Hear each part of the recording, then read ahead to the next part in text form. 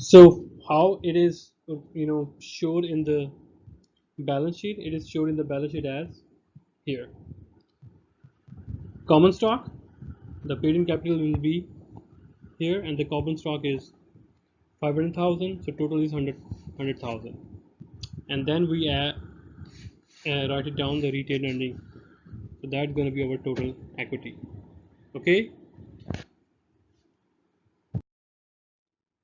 so no par common stock, which means the share is issued with no par value. The one share is how much we don't know, we call this no par value. So Apple Corporation issues 939 million shares of no par common stock for 16422 million, right? Entry would be cash to common stock. Simple, because there is one share is worth of how much you don't know, right? So just receive cash to common stock, total amount this much. And how we gonna write it down here? Because we issued, how we can find out the shares? So no par value, number of shares, the amount they received divided by number of shares they issued with no par. So we write it down. This is going to be retained earnings. So that is also, if we have other comprehensive income, we write it down in our equity as well. This is how we show no par common stock value for balance sheet, in the balance sheet. Let's talk about the preferred stock. Preferred stock,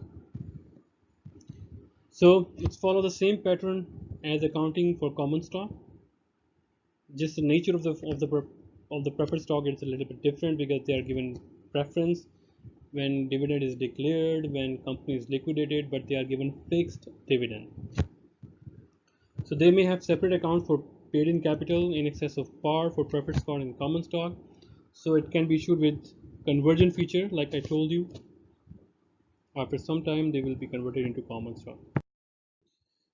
So what if they are issued with the feature of convertible preferred stock, right? So company issued preferred stock of $1, 50,000 shares. Convertible feature, which means you receive cash and then you call in convertible preferred stock, right? Cash to preferred stock convertible, right? So convertible preferred stock to common stock at a rate of 6.25 to 1. What does it mean? It means for every 6.21 preferred stock you will be given one common stock, right? So it means you are given 8,000 new shares, common stock shares, in exchange for 50,000 shares, right? So you divide where this 8,000 came from. You can also find out that answer would be 8,000, right? So entry would be reversed. So because this is convertible, after some time it is converted, then we reverse the entry for convertible preferred stock, because preferred stock decrease mean equity, increase mean credit, equity decrease mean debit. So we convert, or we delete this account preferred stock. So preferred stock 50,000 debit. So we issued common stock, which is par 1. So it means common stock 8,000 multiplied by 1 par value 8,000, and the rest is the premium, or paid in excess of par 4,200. So did you notice here we don't use the word discount and premium, right? So we use the word paid in excess and paid in capital, right? So you can just understand that if we talk about paid in capital, paid in excess, we are talking about premium, right? So the categories of shares, if you notice that in our previous slides, when we talk about how we're going to show equity or shares in balance sheet, over there is written authorized, issued, and outstanding capital. So I didn't explain over there because I know that in this slide we're going to explain it. Authorized mean It is the maximum number of shares the company can issue under its charter. Right? Issued mean what? The number of shares already issued to its customers. Right? Outstanding mean number of shares that stockholders own. It means number of shares in the hands of stockholder.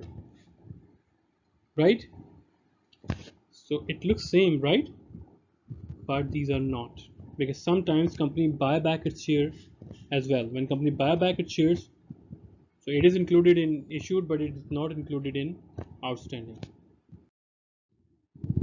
Okay, when company buy back its share, we call that treasury stock. Discuss that. So issued shares are reacquired by the company. What are the reason? Reason are that make shares available for employee stock purchases. When company, when the employees about to retire, rather giving them handsome amount, the company declared that okay, we are giving you ownership in our company because you served our company very well. So you have to be given shares. Either you issue new share or either you purchase back or you repurchase the stocks existing in the market and you give to your employees. And the other reason is to earn profit, buy low, sell high. If you know that right now your share in the market is trading at low price, you buy back and at the end you issue it into the market again. Plus, the reason to buy back is to avoid takeover. Whoever controls 51% of the shares controls the company, or yes. So whoever controls 51%, they can change the management as well. They can say, look, I don't want this company. I want this company to sell to that company, or I want this company to remove the CEOs or don't declare the dividend. It's like that. So whoever controls the 51% shares, that becomes the owner of the company, and by purchasing the shares through open stock exchange, you can become the owner of the company. So in order, if the company knows this kind of strategies, so how the company can save itself from this takeover, company buy back its shares. And when the company buy back its share, the earning per share is also increased. We are not discussing right now here because this is the concept of finance, and also used in share repurchase program, that is also part of finance. But just think about that, if you are making heavy profits, the question is, would you like to share your profit to others? The answer is no, right?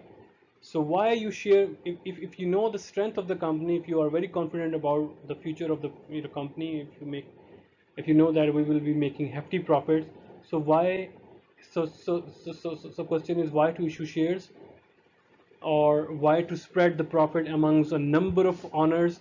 It's better to pay back them money and repurchase your shares.